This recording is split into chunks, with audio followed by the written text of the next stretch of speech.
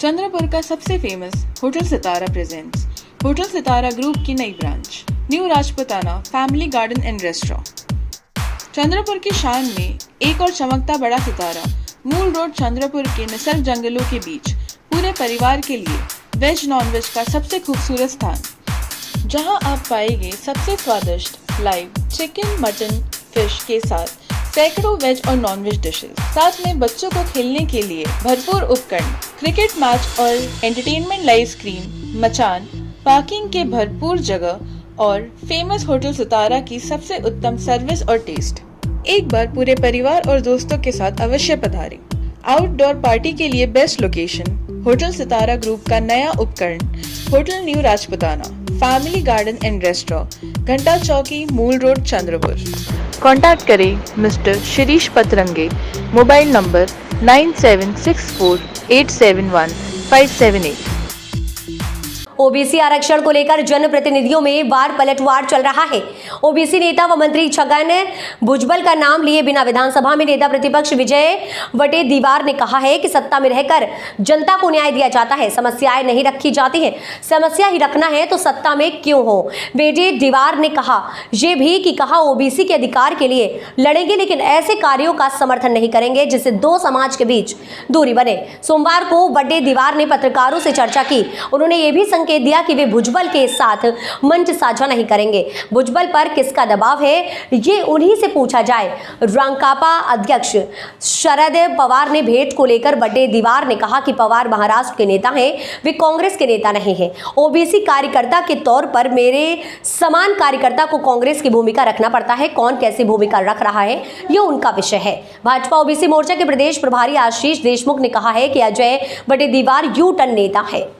भुजबल को लेकर वटेदीवार भूमिका बदल रहे हैं। ओबीसी नेताओं की सभा में वटेदीवार थे, अब ओबीसी के अधिकार के संबंध में वे भूमिका बदल रहे हैं। बोनस देऊ याच्या संदर्भातली घोषणा जी आहे ती अधिवेशनात होणार आहे असंही बोलले। नाही, या संदर्भातली मागणी 1000 रुपये बोनस धानाला द्यावा। आपण छत्तीसगडमध्ये पाहतोय, छत्तीसगडमध्ये आज धानाला जो दर मिळतो आहे त्या तुलनेत धान उत्पादक शेतकरी विदर्भातला नागवला जातो आहे आणि तुम्ही आता धानाचं उत्पन्न बाहेर पडलाय। व्यापारी धान उचलल्यानंतर बोनसची घोषणा करून शेतकऱ्याला फायदा होणार आहे का? मग काय व्यापाऱ्यांच्या फायद्यासाठी तुम्ही हा बोनस देणार आहात? आता या तुम्हाला अधिवेशनाची वाट बघायची काय गरज आहे? तुम्ही आता घोषणा करून शेतकऱ्याला लगेच देण्याची गरज होती। ते पैसे शेतकऱ्याला रब्बी पिकासाठी उपयोगी पडले असते, परंतु केवळ वेळ काढूपणा आणि त्याला घोषणा करायची आणि काही द्यायचं नाही अशी सरकारची नेहमीच वृत्ती राहिली आहे। सरकारपाशी देण्यासाठी आहे काय? तिजोरीमध्ये पैसेच नाहीत। गेल्या दिवाळीमध्ये सुद्धा कुठल्याही काम करणाऱ्या एजन्सीचे पैसे मिळाले नाहीत। इरिगेशनच्या सुदे पीडब्ल्यूडीचे सर्व तिजोरी खाली करून ठेवलेली आहे। जवळपास 10 ते 12 हजार कोटी रुपये विविध काम करणाऱ्या कंत्राटदारांचे पैसे द्यायचे आहेत। महाराष्ट्राच्या इतिहासात पहिल्यांदा दिवाळीमध्ये कुठल्याही या कंत्राटदारांचे बिल थकल्याची आतापर्यंतची परिस्थिती नव्हती, कारण कंत्राटदारावरच पैसे मिळाले की ते खाली मजुरापर्यंत जातात आणि या मजुरांच्या पर्यंतची दिवाळी अंधारात ठेवण्याचं काम केलं गेलं।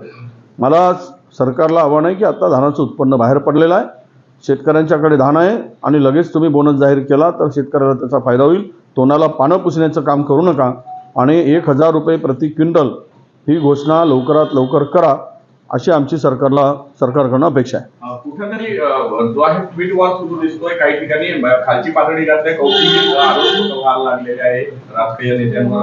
नाही, मला त्या संदर्भात माहिती नाही। मी वैयक्तिक कोणावरही आरोप करणार नाही आणि तो आमचा अधिकार नाही।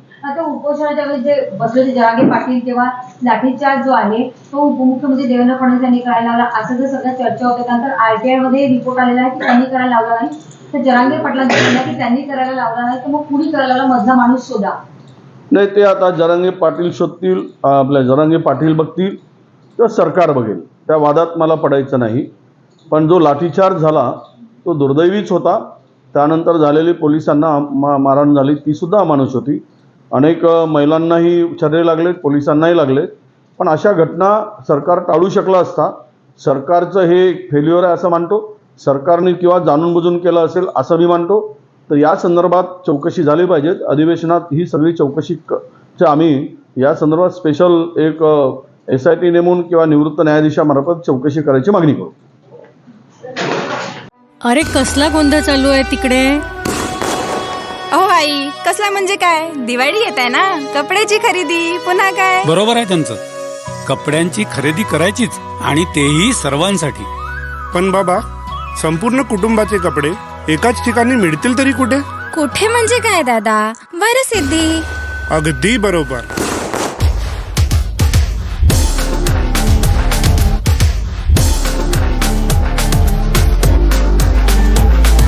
पारिवारिक कपड्यांच्या खरेदीचं एकमेव दालन म्हणजे श्री वरसिद्धी.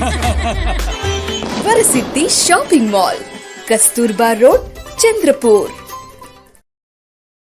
राष्ट्रवादी कांग्रेस कमेटी नागपुर ने कल दिनांक 21 नवंबर 2023 को प्रेस कॉन्फ्रेंस करते हुए महा मेट्रो के भ्रष्टाचार पर बात करते हुए कई बयान दिए। विभिन्न सरकारी कार्यालयों के अधिकारियों को मेट्रो परियोजना में नौकरी दी गई। सरकारी नियमों के अनुसार उन्हें उनके पिछले पद से केवल एक पद ऊपर पदोन्नत किया जाता है, लेकिन सभी भ्रष्टाचारों की जांच करने की आवश्यकता है कि रेलवे, NIT, NMC, PWD के अधिकारियों को लगभग 5 से 7 उच्च ग्रेड में समायोजित किया गया है और मेट्रो में 1,50,000 के वेतन पर रखा गया है, जो 30,000 था। जब वित्तीय और नौकरी में भ्रष्टाचार के विभिन्न मामले सामने आ रहे थे, तब मेट्रो में सतर्कता अधिकारी अनिल कोकाटे को समय पर कार्यवाही करने की आवश्यकता थी, लेकिन उनके विभाग द्वारा कोई कार्यवाही नहीं की गई, जिसको देखते हुए कमेटी ने इस बात की भी जांच की मांग कर रहे हैं कि विजिलेंस अधिकारियों ने भ्रष्ट अधिकारियों को समर्थन देने का काम क्यों किया। इस दौरान शहर अध्यक्ष प्रशांत पवार, कार्यकारी अध्यक्ष श्रीकांत शवड़काण, पूर्व नगर सेवक राजेश माटे, सामाजिक न्याय विभाग अध्यक्ष अरविंद साबरे, उपाध्यक्ष नीलिकेश कोल्हे, मिलिंद महादेवरकर, विभाग उपाध्यक्ष शिवकर सिगरू आदि उपस्थित थे। कळलं ते सांगून राहिलो. आज या मेट्रोमध्ये जर याची पूर्ण इन्क्वायरी बसवली तर कमीत कमी 100 लोक एम्प्लॉई जे मेट्रोच्या पे रोलवर आहे ते सगळेच्या सगळे अवैधरित्या त्यांची अपॉइंटमेंट झालेली आहे.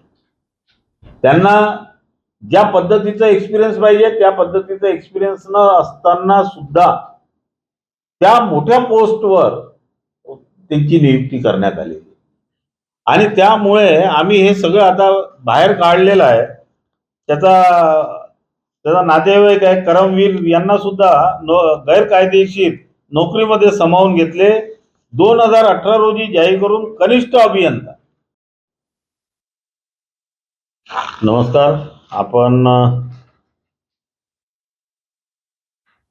महामेट्रोचा याच्या पहिले पण भरती घोटाळा वगैरे आपण काढलेला आहे, पण हे भरती नसून महामेट्रोच्या अधिकाऱ्यांचा जो घोटाळा आहे तो आपण ह्या पत्रकार परिषदेमध्ये आपण ओपन करणार. सगळ्यात महत्त्वाचं की 2015 मध्ये एका अधिकाऱ्याची याच्यावर नेमणूक झाली होती. त्यांचं नाव आहे महेश सिंग आणि महेश सिंग हे डेप्युटेशनवर या ठिकाणी आले.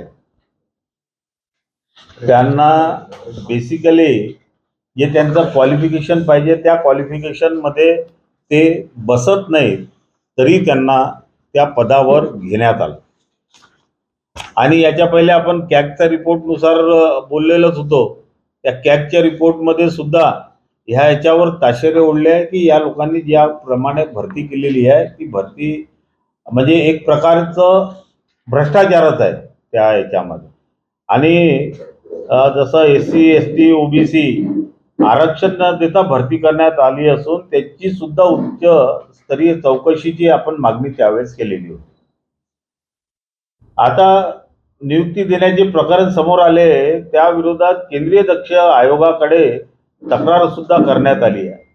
MP सिंगचा तो नंबर वगैरे आपण दिलेला आहे, हे कार्यरत होते त्यावेळेस.